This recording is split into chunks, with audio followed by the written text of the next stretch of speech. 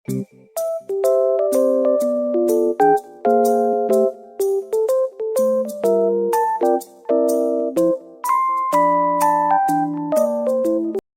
di sini saya akan menjelaskan tentang pengantar ilmu ekonomi.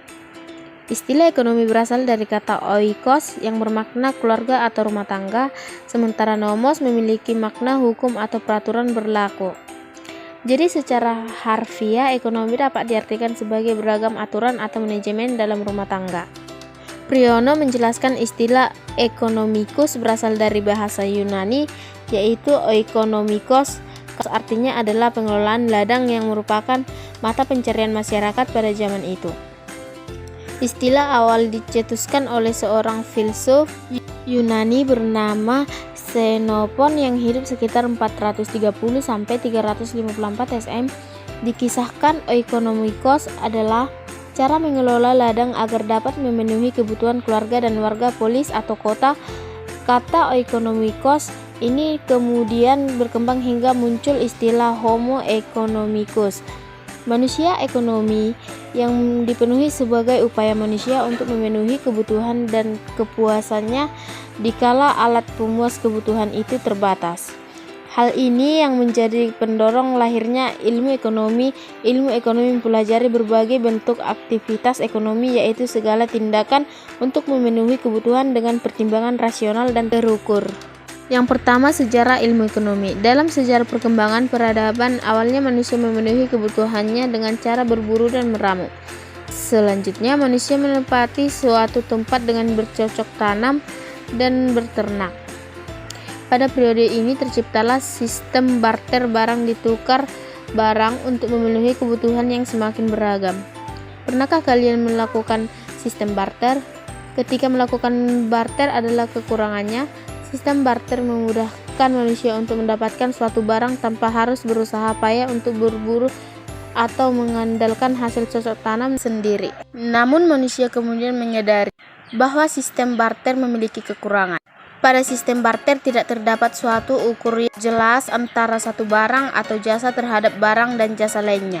Tidak adanya suatu ukur yang jelas ini menimbulkan ketidakadilan pada pihak yang melakukan barter. Sebagai contoh pada sistem ini, satu karung padi dapat ditukarkan dengan 10 butir telur ayam, atau pertukaran lain yang dianggap tidak adil. Namun barter dipaksa dilakukan karena tidak ada pilihan pada saat satu pihak. 2. Kebutuhan manusia dan kelangkaan sumber daya. Tindakan ekonomi adalah usaha manusia untuk memenuhi kebutuhannya.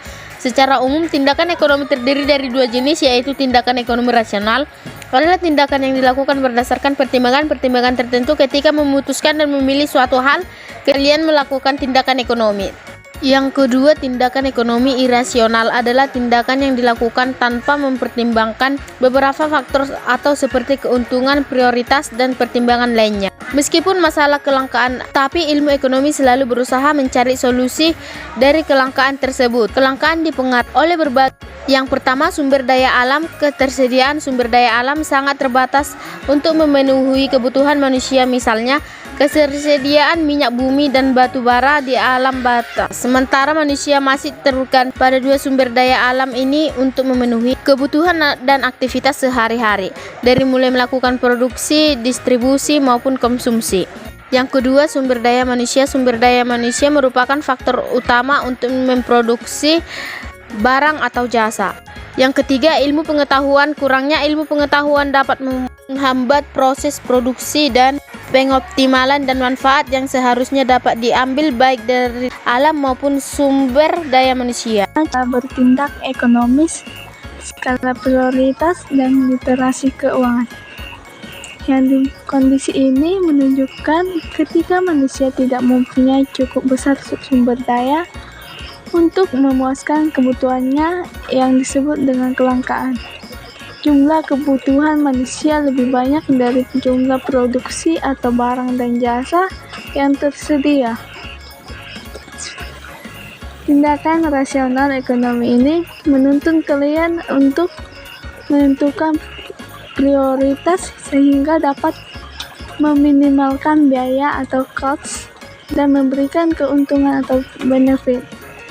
Ketika ingin menyusun skala prioritas terdapat hal-hal yang perlu diperhatikan.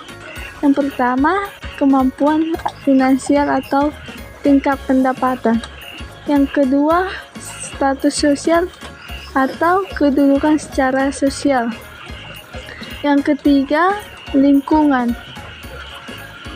Materi yang selanjutnya, pembagian ilmu ekonomi. Terdapat 3 kategori ilmu ekonomi menurut Gilarso pada tahun 2004 nomor 42. Yang pertama, ilmu ekonomi deskriptif adalah analisis yang mendeskriptifkan kenyataan suatu kondisi dan persoalan ekonomi. Yang kedua, ilmu ekonomi teori adalah analisis yang menjelaskan mengenai definisi, hubungan sebab, akibat, dan cara kerja sistem perekonomian. Yang ketiga, ilmu ekonomi terapan adalah mengatasi berbagai masalah ekonomi melalui kebijakan ekonomi.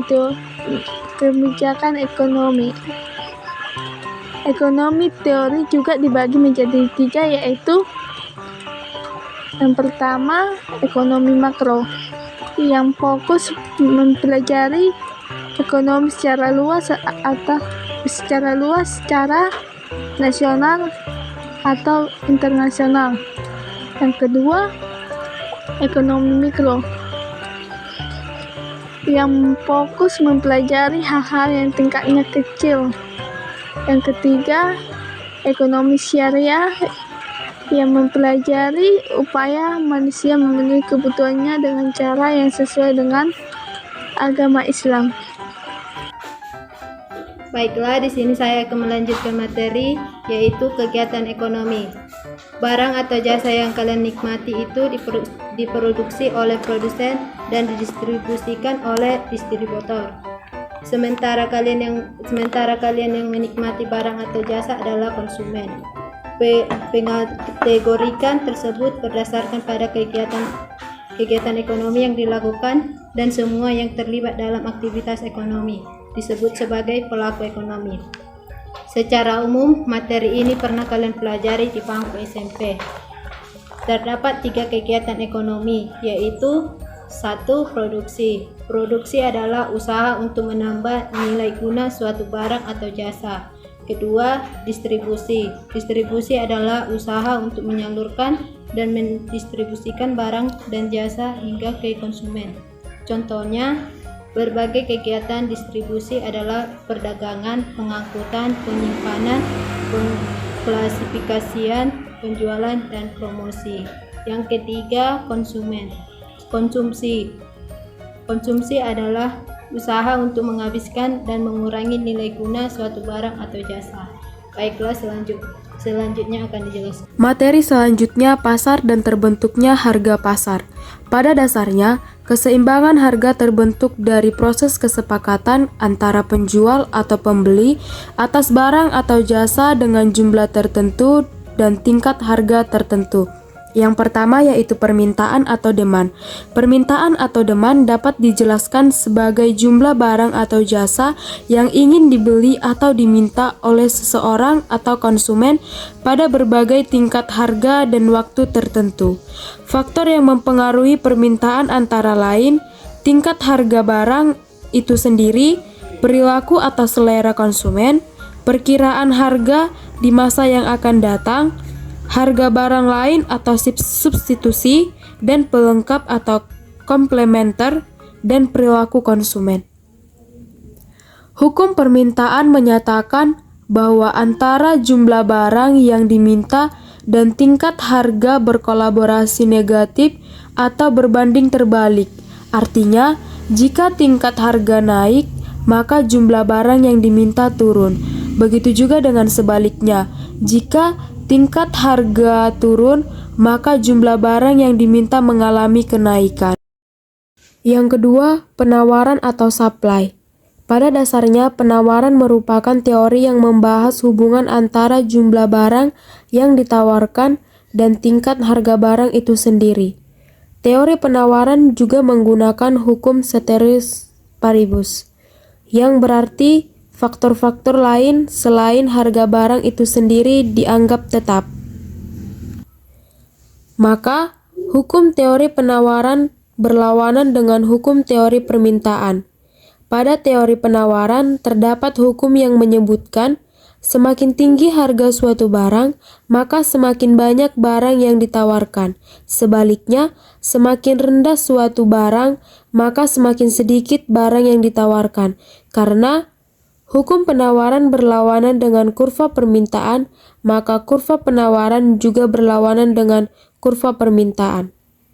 Ketiga, harga dan terbentuknya harga pasar. Pada saat pembeli dan penjual melakukan transaksi, terjadi proses tawar-menawar dan kesepakatan harga. Kesepakatan pembeli dan penjual inilah yang disebut dengan harga keseimbangan atau harga pasar. Harga pasar terbentuk pada saat jumlah barang yang diminta sama dengan jumlah barang yang ditawarkan pada tingkat harga dan waktu tertentu. Keseimbangan harga adalah keadaan ketika penjual dan pembeli sepakat pada harga dan jumlah barang tertentu. Keempat, pasar dan aktivitas ekonomi. Pasar persaingan sempurna memiliki banyak penjual dan pembeli, serta harga terbentuk melalui mekanisme pasar, sehingga penjualan maupun pembeli tidak dapat mengetahui keadaan pasar. Tidak ada satu penjual atau pembeli yang domain dalam pasar persaingan sempurna.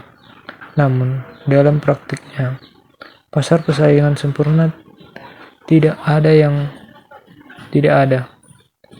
Yang ada hanya ciri-ciri pasar yang mendekati pasar persaingan sempurna.